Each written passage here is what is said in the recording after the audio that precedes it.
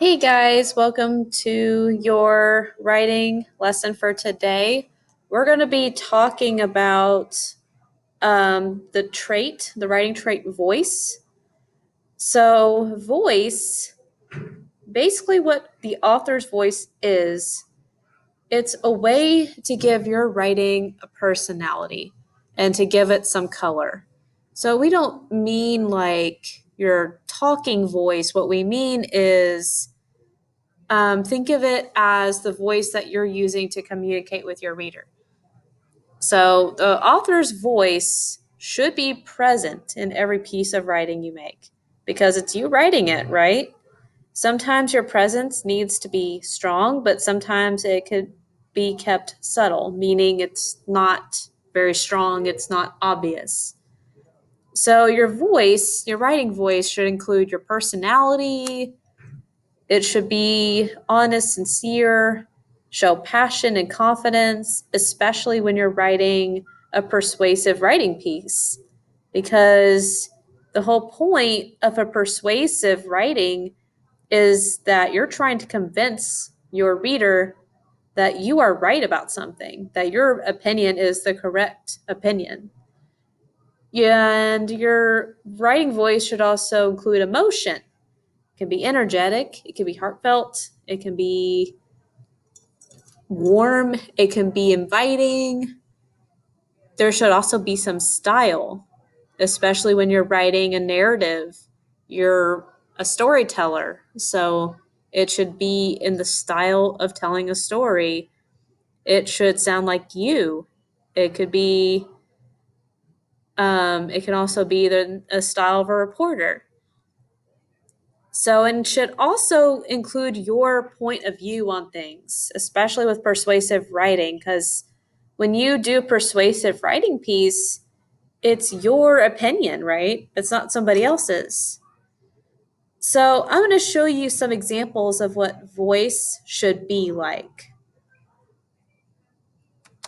Okay, so with writing voice, all I did was write a single sentence over here that has no voice at all. I felt scared. Okay, but how can I make that better? How can I give it more personality other than just saying, I felt scared? How could I describe that feeling? So, your writing assignment today, I'm going to be asking you to describe a time that you felt a strong emotion like happiness, sadness, anger. But I'm going to have you describe your feelings without ever saying that word. So I'm going to try and describe a time I felt scared without ever using the word scared or not even a synonym for scared.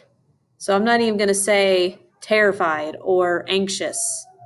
All I'm going to do is describe how it felt in my body, how I was reacting to the situation, things like that. Okay, so let's see some descriptors for feeling scared. I could say I felt the hair on my arms stand up. Have you ever had that feeling before, like goosebumps? And I'm even going to add in some punctuation here, like an exclamation point. So, punctuation can really help with voice as well. Sorry, I kept moving. I felt the hair on my arms stand up. Okay, what else could I say? My heart was beating so fast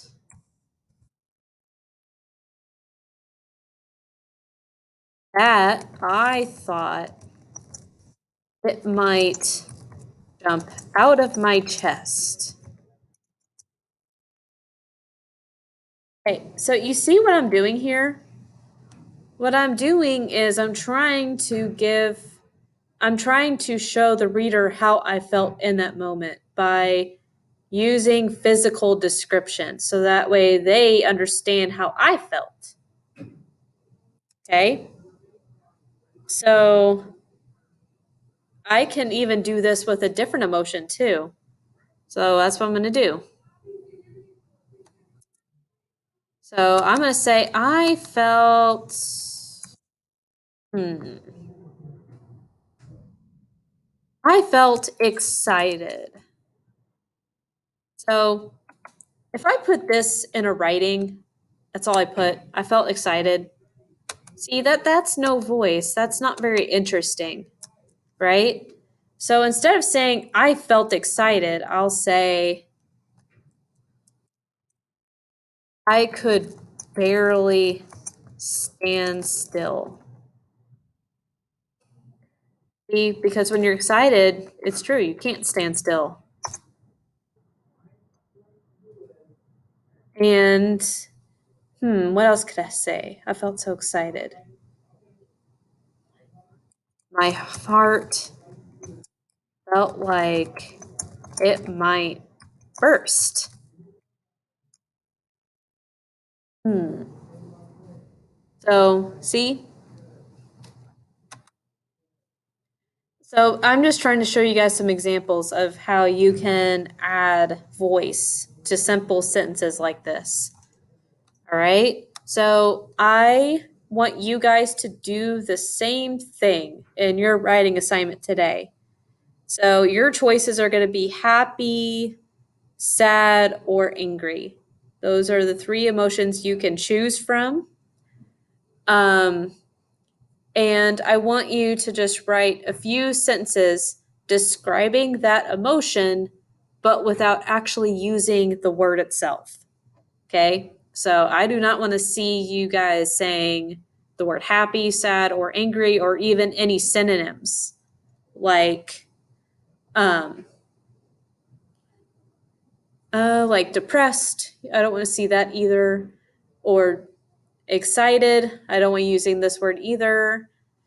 So this is where you kind of have to get creative and you have to use your brain a little bit. All right, guys. I'll be checking for completion.